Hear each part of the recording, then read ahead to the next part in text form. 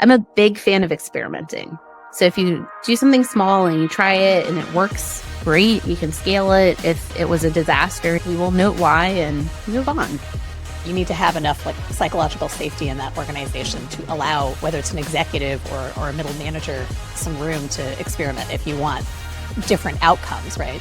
Do you think that a budget planning process inherently needs to be separate from strategic planning? It's a great question. So I actually think that they need to be integrated, but integrated in maybe a different way than people historically think about it. There's a couple of things I see happen with teams typically when they do strategic planning.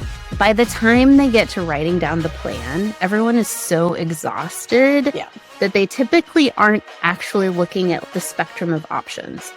So the other method that I love is the strategy cascade and the strategic choice framework. So Roger Merton's strategy choice cascade, the thing I love about that framework is it actually forces you to talk about what needs to be true to make this a winning strategy. Yes. And then what are the tests that you need to run to actually have confidence that you're picking the right thing to do.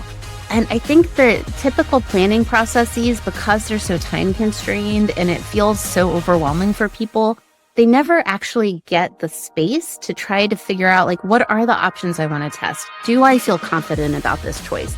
Some of the things that you really need to be asking in order to actually make sure that you're making a good strategic trade-off.